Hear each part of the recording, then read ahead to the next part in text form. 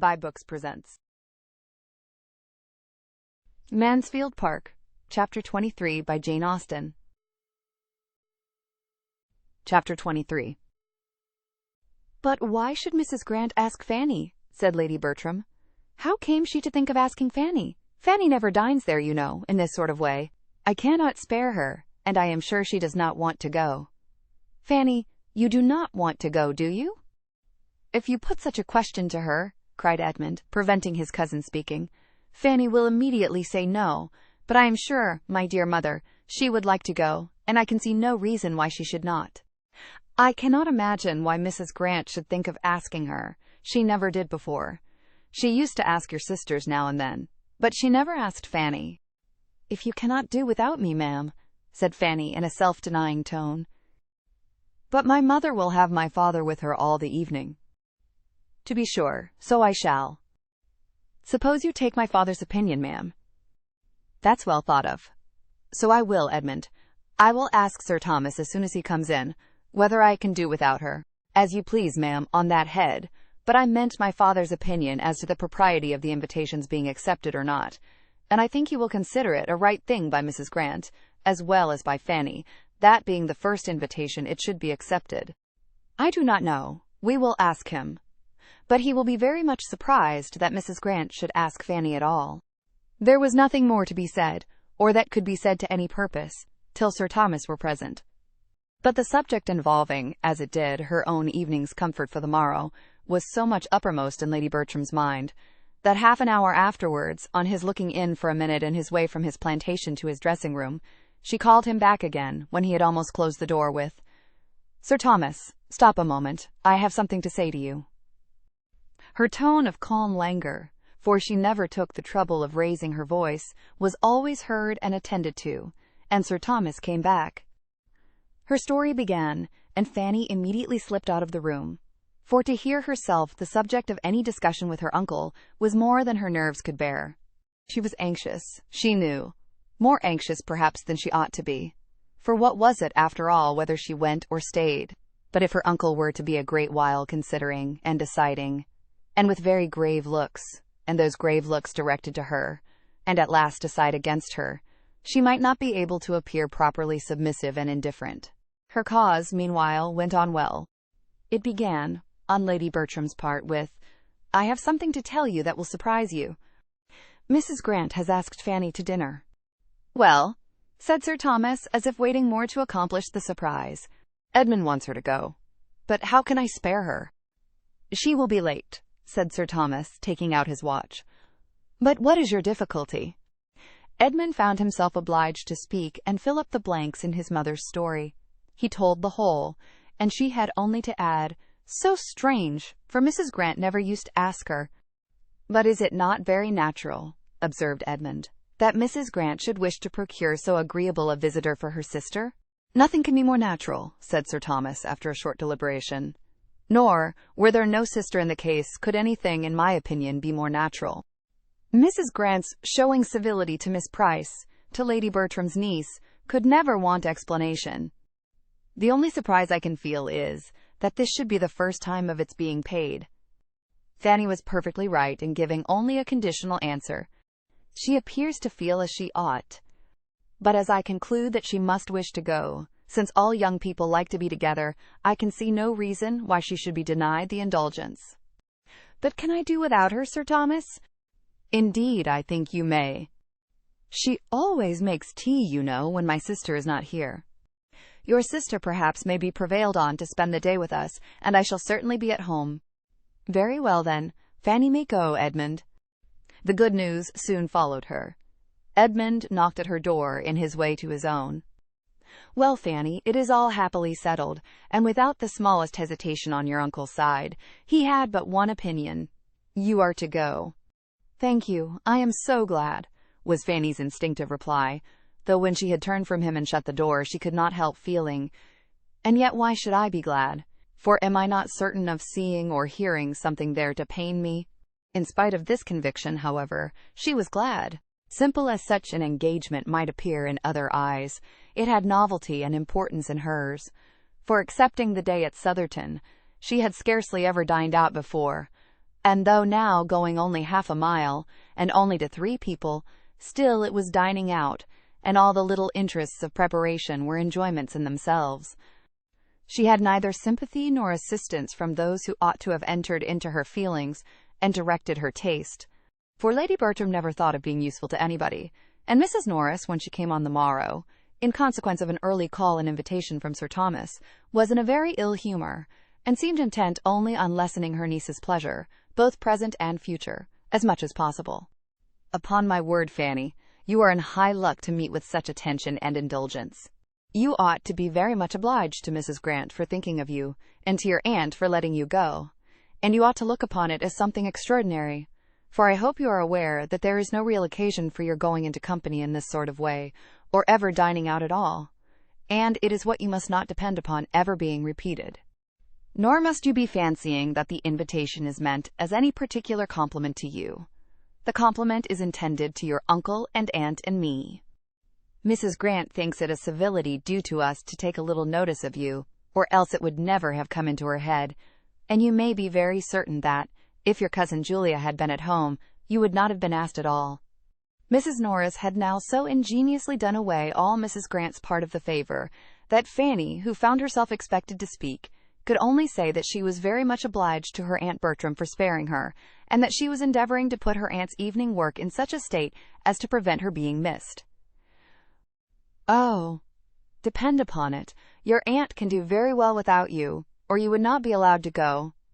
I shall be here, so you may be quite easy about your aunt, and I hope you will have a very agreeable day, and find it all mighty delightful. But I must observe that 5 is the very awkwardest of all possible numbers to sit down to table, and I cannot but be surprised that such an elegant lady as Mrs. Grant should not contrive better. And round their enormous great wide table, too, which fills up the room so dreadfully. Had the doctor been contented to take my dining table when I came away, as anybody in their senses would have done, instead of having that absurd new one of his own, which is wider, literally wider than the dinner table here, how infinitely better it would have been. And how much more he would have been respected, for people are never respected when they step out of their proper sphere. Remember that, Fanny. 5. Only 5 to be sitting round that table. However, you will have dinner enough on it for 10, I dare say. Mrs. Norris fetched breath, and went on again. The nonsense and folly of people stepping out of their rank, and trying to appear above themselves, makes me think it right to give you a hint, Fanny, now that you are going into company without any of us. And I do beseech and entreat you not to be putting yourself forward, and talking and giving your opinion as if you were one of your cousins, as if you were dear Mrs. Rushworth or Julia. That will never do, believe me. Remember, wherever you are, you must be the lowest and last, and though Miss Crawford is in a manner at home at the parsonage, you are not to be taking place of her. And as to coming away at night, you are to stay just as long as Edmund chooses. Leave him to settle that. Yes, ma'am. I should not think of anything else.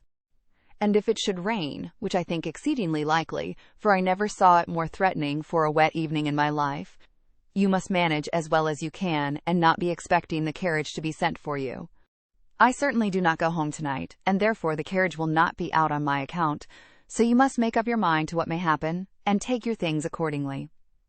Her niece thought it perfectly reasonable. She rated her own claims to comfort as low even as Mrs. Norris could, and when Sir Thomas soon afterwards, just opening the door, said, "Fanny, at what time would you have the carriage come round?" she felt a degree of astonishment which made it impossible for her to speak. "My dear Sir Thomas," cried Mrs. Norris, red with anger, "Fanny can walk." "Walk!" repeated Sir Thomas in a tone of most unanswerable dignity, and coming farther into the room. "My niece walk to a dinner engagement at this time of the year. Will 20 minutes after 4 suit you?" "Yes, sir," was Fanny's humble answer, given with the feelings almost of a criminal towards Mrs. Norris, and not bearing to remain with her in what might seem a state of triumph, she followed her uncle out of the room, having stayed behind him only long enough to hear these words spoken in angry agitation. "Quite unnecessary. A great deal too kind. But Edmund goes. True, it is upon Edmund's account. I observed he was hoarse on Thursday night." But this could not impose on Fanny. She felt that the carriage was for herself, and herself alone, and her uncle's consideration of her, coming immediately after such representations from her aunt, cost her some tears of gratitude when she was alone. The coachman drove round to a minute. Another minute brought down the gentleman, and as the lady had, with a most scrupulous fear of being late, been many minutes seated in the drawing-room, Sir Thomas saw them off in as good time as his own correctly punctual habits required. "Now I must look at you, Fanny," said Edmund, with the kind smile of an affectionate brother, "and tell you how I like you, and as well as I can judge by this light, you look very nicely indeed. What have you got on?" "The new dress that my uncle was so good as to give me on my cousin's marriage. I hope it is not too fine, but I thought I ought to wear it as soon as I could, and that I might not have such another opportunity all the winter. I hope you do not think me too fine." "A woman can never be too fine while she is all in white. No, I see no finery about you, nothing but what is perfectly proper. Your gown seems very pretty. I like these glossy spots. Has not Miss Crawford a gown something the same?" In approaching the parsonage, they passed close by the stable-yard and coach-house. "Heyday," said Edmund. "Here's company. Here's a carriage. Who have they got to meet us?" And letting down the side-glass to distinguish, "'Tis Crawford's barouche, I protest. There are his own two men pushing it back into its old quarters. He is here, of course. This is quite a surprise, Fanny. I shall be very glad to see him." There was no occasion, there was no time for Fanny to say how very differently she felt. But the idea of having such another to observe her was a great increase of the trepidation with which she performed the very awful ceremony of walking into the drawing-room. In the drawing-room Mr. Crawford certainly was, having been just long enough arrived to be ready for dinner, and the smiles and pleased looks of the three others standing round him showed how welcome was his sudden resolution of coming to them for a few days on leaving Bath.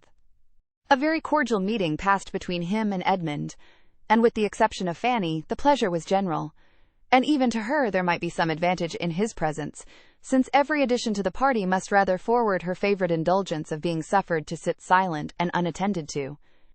She was soon aware of this herself, for though she must submit, as her own propriety of mind directed, in spite of her Aunt Norris's opinion, to being the principal lady in company, and all the little distinctions consequent thereon, she found, while they were at table, such a happy flow of conversation prevailing, in which she was not required to take any part. There was so much to be said between the brother and sister about Bath, so much between the two young men about hunting, so much of politics between Mr. Crawford and Dr. Grant, and of everything and altogether between Mr. Crawford and Mrs. Grant, as to leave her the fairest prospect of having only to listen in quiet, and of passing a very agreeable day.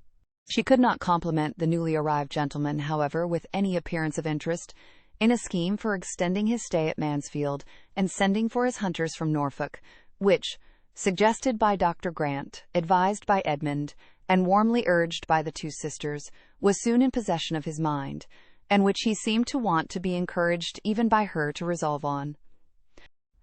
Her opinion was sought as to the probable continuance of the open weather, but her answers were as short and indifferent as civility allowed. She could not wish him to stay, and would much rather not have him speak to her. Her two absent cousins, especially Maria, were much in her thoughts on seeing him, but no embarrassing remembrance affected his spirits. Here he was again on the same ground where all had passed before, and apparently as willing to stay and be happy without the Miss Bertrams, as if he had never known Mansfield in any other state.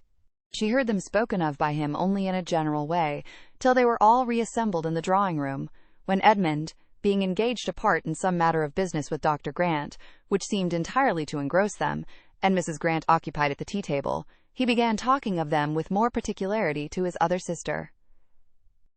With a significant smile which made Fanny quite hate him, he said, "So, Rushworth and his fair bride are at Brighton, I understand.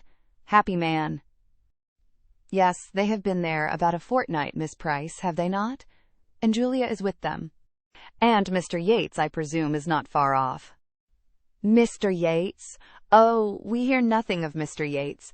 I do not imagine he figures much in the letters to Mansfield Park. Do you, Miss Price? I think my friend Julia knows better than to entertain her father with Mr. Yates." "Poor Rushworth and his 42 speeches," continued Crawford. "Nobody can ever forget them. Poor fellow, I see him now, his toil and his despair. Well, I am much mistaken if his lovely Maria will ever want him to make 42 speeches to her. Adding with a momentary seriousness, she is too good for him, much too good. And then, changing his tone again to one of gentle gallantry, and addressing Fanny, he said, "You were Mr. Rushworth's best friend. Your kindness and patience can never be forgotten. Your indefatigable patience in trying to make it possible for him to learn his part, in trying to give him a brain which nature had denied, to mix up an understanding for him out of the superfluity of your own. He might not have sense enough himself to estimate your kindness, but I may venture to say that it had honor from all the rest of the party." Fanny colored and said nothing. "It is as a dream, a pleasant dream," he exclaimed, breaking forth again after a few minutes' musing. "I shall always look back on our theatricals with exquisite pleasure. There was such an interest, such an animation, such a spirit diffused. Everybody felt it. We were all alive. There was employment, hope, solicitude, bustle for every hour of the day. Always some little objection, some little doubt, some little anxiety to be got over. I never was happier." With silent indignation, Fanny repeated to herself, "Never happier. Never happier than when doing what you must know was not justifiable. Never happier than when behaving so dishonorably and unfeelingly. Oh, what a corrupted mind. We were unlucky, Miss Price," he continued, in a lower tone, to avoid the possibility of being heard by Edmund, and not at all aware of her feelings. "We certainly were very unlucky. Another week, only one other week, would have been enough for us. I think if we had had the disposal of events, if Mansfield Park had had the government of the winds just for a week or two, about the equinox, there would have been a difference. Not that we would have endangered his safety by any tremendous weather, but only by a steady contrary wind, or a calm. I think, Miss Price, we would have indulged ourselves with a week's calm in the Atlantic at that season." He seemed determined to be answered, and Fanny, averting her face, said with a firmer tone than usual, "As far as I am concerned, sir, I would not have delayed his return for a day. My uncle disapproved it all so entirely when he did arrive, that in my opinion everything had gone quite far enough." She had never spoken so much at once to him in her life before, and never so angrily to anyone, and when her speech was over, she trembled and blushed at her own daring. He was surprised, but after a few moments' silent consideration of her, replied in a calmer, graver tone, and as if the candid result of conviction, "I believe you are right. It was more pleasant than prudent. We were getting too noisy." And then, turning the conversation, he would have engaged her on some other subject, but her answers were so shy and reluctant that he could not advance in any. Miss Crawford, who had been repeatedly eyeing Dr. Grant and Edmund, now observed, "Those gentlemen must have some very interesting point to discuss." "The most interesting in the world," replied her brother. "How to make money. How to turn a good income into a better. Dr. Grant is giving Bertram instructions about the living he is to step into so soon. I find he takes orders in a few weeks." They were at it in the dining parlor. "I am glad to hear Bertram will be so well off. He will have a very pretty income to make ducks and drakes with, and earned without much trouble. I apprehend he will not have less than 700 a year. 700 a year is a fine thing for a younger brother, and as of course he will still live at home, it will be all for his menus plaisirs, and a sermon at Christmas and Easter, I suppose, will be the sum total of sacrifice." His sister tried to laugh off her feelings by saying, "Nothing amuses me more than the easy manner with which everybody settles the abundance of those who have a great deal less than themselves. You would look rather blank, Henry, if your menus plaisirs were to be limited to 700 a year." "Perhaps I might, but all that you know is entirely comparative. Birthright and habit must settle the business. Bertram is certainly well off for a cadet of even a baronet's family. By the time he is 4 or 25, he will have 700 a year, and nothing to do for it." Miss Crawford could have said that there would be a something to do and to suffer for it, which she could not think lightly of, but she checked herself and let it pass, and tried to look calm and unconcerned when the two gentlemen shortly afterwards joined them. "Bertram," said Henry Crawford, "I shall make a point of coming to Mansfield to hear you preach your first sermon. I shall come on purpose to encourage a young beginner. When is it to be?" "Miss Price, Will not you join me in encouraging your cousin? Will not you engage to attend with your eyes steadily fixed on him the whole time, as I shall do, not to lose a word, or only looking off just to note down any sentence preeminently beautiful? We will provide ourselves with tablets and a pencil. When will it be? You must preach at Mansfield, you know, that Sir Thomas and Lady Bertram may hear you. I shall keep clear of you, Crawford, as long as I can, said Edmund, for you would be more likely to disconcert me, and I should be more sorry to see you trying at it than almost any other man. Will he not feel this? Thought Fanny. No, he can feel nothing as he ought. The party being now all united, and the chief talkers attracting each other, she remained in tranquillity. And as a whist table was formed after tea, formed really for the amusement of Dr. Grant by his attentive wife, though it was not to be supposed so, and Miss Crawford took her harp, she had nothing to do but to listen, and her tranquillity remained undisturbed the rest of the evening, except when Mr. Crawford now and then addressed to her a question or observation which she could not avoid answering. Miss Crawford was too much vexed by what had passed to be in a humour for anything but music. With that she soothed herself and amused her friend. The assurance of Edmund's being so soon to take orders, coming upon her like a blow that had been suspended, and still hoped uncertain and at a distance, was felt with resentment and mortification. She was very angry with him. She had thought her influence more. She had begun to think of him. She felt that she had, with great regard, with almost decided intentions, but she would now meet him with his own cool feelings. It was plain that he could have no serious views, no true attachment, by fixing himself in a situation which he must know she would never stoop to. She would learn to match him in his indifference. She would henceforth admit his attentions without any idea beyond immediate amusement. If he could so command his affections, hers should do her no harm. Thank you for tuning in to vibeBooks.